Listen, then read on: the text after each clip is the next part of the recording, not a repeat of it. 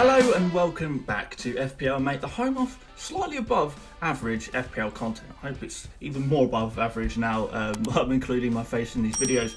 As you can see, once again, I've got my Arsenal gear on, ready for the double game week, because that's exactly what we're going to be talking about today. There's a double game week coming up, Gameweek 39. We've got Manchester City, we've got Arsenal, we've got Aston Villa, and we've got Sheffield United all enjoying doubles. So let's have a quick look at these fixtures. So you'd probably say Sheffield United probably have the kindest fixtures there. Aston Villa perhaps not so kind. You don't really imagine them to do too much out of those games, but you never know. For Manchester City, they've got Arsenal. Arsenal is a team they play well against. So, you know, Manchester City could do well there. Arsenal, again, Man City, not such a great fixture, but you for the second one, for the weekend game, you'd expect them to perhaps get something out of that, and that's quite exciting. So I think for the most part, we're going to be focusing on some Sheffield United and Man City players, maybe a sprinklings of Arsenal and Aston Villa. You know, there's not much going on there, so might be players to consider. But basically, I'm going to be talking about 5 players today that I think are really good picks for this double game week, and they're not all necessarily essential. But I would say you've got to have 3 or 4 of them. You've got to have 3 or 4 of them. So we're going to do top 5, and then I'll do some honourable mentions at the end as well. So number 5 is Aymeric Laporte. Now, he's had a long-term injury. He's now fully fit. He's probably one of the few nailed-on City players, and other than Edison, he's going to be the only real opportunity to capitalise on 2 potential clean sheets. Other defenders are likely to be rotated, so you're probably not going to get an opportunity to get 2 clean sheet points unless you choose Laporte or Edison, of course. So he's conceded. Sorry. Manchester City have conceded 31 goals in 28 games, which is slightly more than you might expect. But their expected goals conceded is 28, so that's exactly 1 goal per game. That's expected. So they've been slightly underperforming, and that's also almost identical to Liverpool's 27.8 expected goals conceded. So actually, in terms of not their actual performance, but what's expected, they're actually on a similar sort of level. Whereas Liverpool, you'd say, well, they're a really good defensive team. So City, you might actually want to consider in a similar boat, to be honest. So in Laporte's last 3 games before the break, where he just returned from injury, he got 2 clean sheets. 2 of the games that Laporte played in, City got a clean sheet. In fact, he would have had 3 clean sheets in those 3 games, but he came off after 57 minutes. So he actually could have had 3 clean sheets, which is just crazy. Out of 3 as well. He plays against Arsenal and then Burnley in the double. Arsenal have been a low-scoring side since Arteta took over. They've improved defensively, but attacking-wise, they've actually been overperforming. So you might actually expect Arsenal to be not as much of a threat going forward, as much as it pains me to say it. Aubameyang is the obvious threat to that. He's obviously an absolutely class player. So he could do some damage against City. You never know the games where top teams play other teams. First game back for both of those teams, it could be fairly open. It could be pretty wild.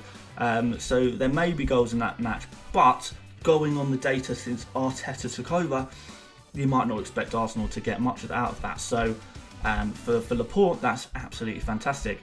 Burnley, of course, safe from relegation now. They've got nothing to play for. They're made down tools a little bit, not going up for those headers, not going in for those 50-50s. So they may let Man City play and not necessarily attack City in the way that they perhaps would have a global pandemic not be going on right now. So I'd say you've got to expect at least 1 clean sheet for City over the 2. So, you know, Laporte across 2 games, 4 points in total for playing the 2 games, another 6 for the another 4 for the clean sheet. The guaranteed 1 clean sheet, surely. That's 8 points, maybe some bonus points, and maybe even 2 clean sheets. So he could really see himself being one of the top performing defenders of the week. He's great for a free hit or if you're on a wild card. But if you're going to have to restructure your whole team for him, then it's probably not worth it because he is quite expensive. My number 4 pick is Sheffield United's Ender Stevens. So Sheffield United, we know, are a very strong defensive side. They play Villa and Newcastle, two fairly weak teams. Villa, relegation candidates, where they have some goal threat. Obviously, they have Jack Grealish. But Newcastle, on the other hand, are, they're comfortably mid-table. They've only scored 25 goals all season, which is the joint lowest with Norwich. So attacking-wise, they offer pretty much nothing. So a defensive side like Sheffield, you definitely expect them to get something, get a clean sheet against Newcastle. Maybe not with Villa, maybe a little bit leaky. We do expect the games to be a little bit more open after the break. But, you'd hope for something for a defender against Newcastle. So Stevens is the premium Sheffield defender, really. If you can call him that. Sheffield United defenders are cheap, they're very reliable, but most of them don't offer anything going forward other than Stevens, who does have a little bit of goal potential. He has a little bit of assist potential. So he does offer more than just a clean sheet, which a lot of the other Sheffield United players don't offer.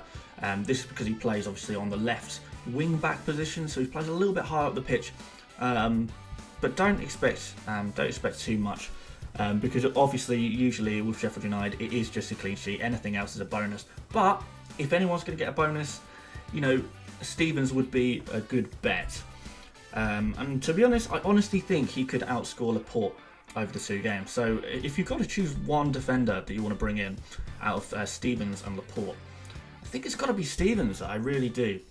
My number 3 pick is Aguero. Now, in terms of minutes per goal, Aguero is the top dog. There's no beating him. The question is how many minutes he'll get, and that's why he's only at number 3. We know he's explosive. We know he's such an exciting player to own. And we know he can do absolute bits, even on a single game week. So across the double, although it's better to have him on a double than on a single, there is still risk. You shouldn't expect him to play all of both games. It won't happen. It simply won't happen, especially with all the substitutes that managers are allowed to make now. So don't expect him to play everything, but he'll be playing more than he does on an average game week. So with that in mind, that's got to be pretty good, right? So his expected goals is just under 1 per 90. So if we consider that he's got to play at least 90 minutes across 2 games, that's a guaranteed goal, right? That's what's to be expected anyway. Obviously, City create lots of chances, so they're a really attacking team. So there's going to be goals for City. There's no doubt about it.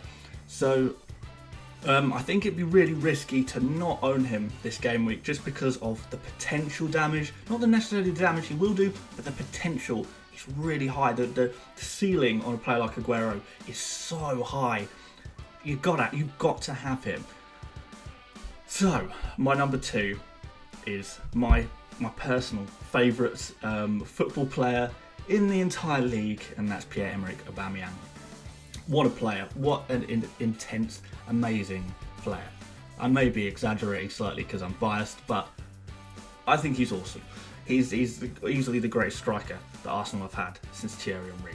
But, I mean, that's not hard considering some of the rubbish we've had. So, Aubameyang, you can't really argue with his quality just because he's the top scoring striker last season. He's consistently banging in goals. I say consistently, you never really know when the goals are going to come and when they aren't going to come, but you know he's got a goal in him. Not necessarily a haul, but at least 1 or 2 goals in any given game. Across a double game week, I like him in particular because he's nailed. He's the Arsenal captain. There's no way he gets benched. There's no way he gets left off. And when he's playing, there's probably a low chance he even gets substituted off just because he's wearing the captain's armband. And he is by far Arsenal's pretty much only good player, let's be honest. So there's not really much doubt about having Aubameyang in your team. He's someone you can sort of put in, know he's going to play both games and give him as many opportunities as a player can get. There are concerns that he slightly overperforms on his expected goals. But there is an argument to say that that's because of the quality of the player. So he will overperform, he will do better than a player who isn't of quite as much quality, because given a worse chance, he will make the most of it, and we know he can score goals. Something I do like about Aubameyang, not necessarily this season, is that he does also have a bit of assist potential, which I know a lot of other strikers don't necessarily have. So even across on the left wing, whether he's playing on the left wing or up front, he offers the same. There's no doubt that if he's playing on the wing, he'll score less goals. I just think he's got to be in there. Again, like Aguero, perhaps I wouldn't be as worried about not having Aguero, because Aguero can do serious damage, but Aubameyang is more likely to do some damage, I would say, just because he'll be playing both games. So he's got to be in. He's got to be in.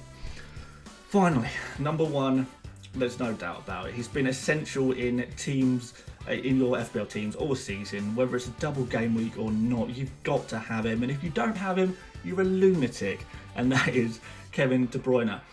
So last time Arsenal played City, City did quite well, let's put it that way, and De Bruyne was at the heart of it. So De Bruyne got 2 goals and an assist. What's that? De Bruyne got 2 goals and 1 assist in the last game against Arsenal, which netted him a total of 19 points. And that's on a single game week. That is just insane returns. It's one of those games, when he had that game, I don't think I owned him in my team at the time, because I was getting a bit sick of him. I'm an idiot for that. And it's one of those things where everyone else has De Bruyne in their teams, and that 19 points damages you so much. So I know I'm probably preaching to the choir here. I know most of you guys are gonna have De Bruyne in your team already, but if you don't, you have to get him in. You literally have to get him in. He's the player with the most chances created in the league. He's the second top FPL scoring player in the entire league. When form is out the window, which I've mentioned in a previous video, which I believe form is going to be out the window because we don't know who's in form because it's been so long since the last time they played. You've got to go on pure quality of a player, and De Bruyne is second to none. He's the best player in the league. Some of you may have different opinions on that, but in my opinion, he's simply the best player in the league, and he's not going to come back and not play so well because he just has that quality. He is a great player, so he's not going to suddenly not be a great player. Form doesn't come into it. So that's another reason why you've got to have him. And the most obvious reason why you've got to have him is, he's simply the best midfield option at City. He's the most nailed on. He's the most consistent. He's one of 2 players in the entire, or perhaps 3 players in the entire City squad who are actually nailed on and will play if fit. So put De Bruyne in your team if you haven't already. Like I said, you probably already have him, so I won't go on about that too much. We're going to do some honourable mentions now. Starting goal, we've got Edison and Henderson. So particularly if you're on a free hit or maybe a wild card, more likely if you're on a free hit, you've got to go for Edison or Henderson. I'm probably edging towards Henderson, just because I'd be more willing to double up on Sheffield United defence than City's defence, because you don't want to sacrifice City's attacking options. So Henderson is probably going to be the better option there, plus they've got much more chance of getting a clean sheet across those 2 games. He's not a player, Henderson's not a player I want to own long term, so just because after this he's going to be playing 1 less game, because they've got a game against Manchester United. He can't play against Manchester United, and I don't think their fixtures are amazing by any stretch of the imagination after that anyway. So Henderson is a 1-week punt, absolutely, but going forward perhaps not. Edison, you could go for him. You're guaranteed to get the City clean sheets should they have them, but you sacrifice players further up the pitch, so perhaps not worth it. If you're going to go for another Sheffield United defender, perhaps you can't afford Stevens, perhaps you don't want Stevens. Egan is a player who he's in my team, and I absolutely love him. He's got a surprising amount of goal threat from set pieces. He takes 1 shot a game, which is not bad for a defender, So particularly in a heavily defensive team. So if you're going to go for another defender from Sheffield United, perhaps Egan. Into midfield, Mahrez, Pepe, Grealish, all relatively good options. Mahrez not guaranteed minutes. If he was, then he'd be straight in. Pepe, incredibly inconsistent, but you know, he can be explosive. Grealish, fantastic player, but poor fixtures, but it is a double game week, so maybe you play the odds a little bit and go from any other player outside of those three midfielders. I think are a little bit of a punt. You could go for an Ozil or a Sterling or something, but you know, Sterling not really worth the amount that he costs as a punt. Ozil, you know, incredibly inconsistent, but again, you know, these are differentials you could be thinking about. And then finally up front, I've got here Oliver, McBurnie and Samatta of Aston Villa.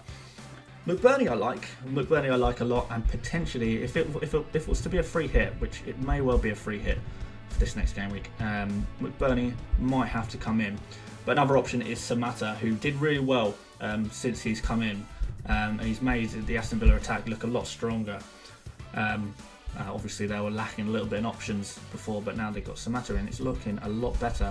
But McBurnie, sort of underperforming, getting a fair few chances. No other Sheffield United attacker really stands out to me other than McBurnie, so I would be going probably for him across those two games where, you know, Sheffield United hopefully get a little bit out of those games. So those are my recommendations for players. I'm going to be doing another video which will be a free hit draft, which you might be interested in, which I probably won't be going into as much details about each player, but I'll give you a sort of a draft of what a free hit team could look like, and it obviously include a lot of the players I've just spoken about. I'll probably be doing, well, I'll definitely be doing a Game Week preview video as well, so make sure you stay tuned for those. Subscribe if you're interested and you've not watched my videos before. Hopefully you enjoyed this. And give it a like if you enjoyed this video. But aside from that, thank you so much for watching. Thank you so much for joining me again. Really excited and happy to be making these videos again. I absolutely love FPL. I love YouTube, and yeah, this is just my bread and butter. So please do stick around, and that would be awesome. But that's it. That's the end of the video. Hopefully it wasn't too long. Hopefully it wasn't too boring. And I'll see you on the next one. See you later, guys.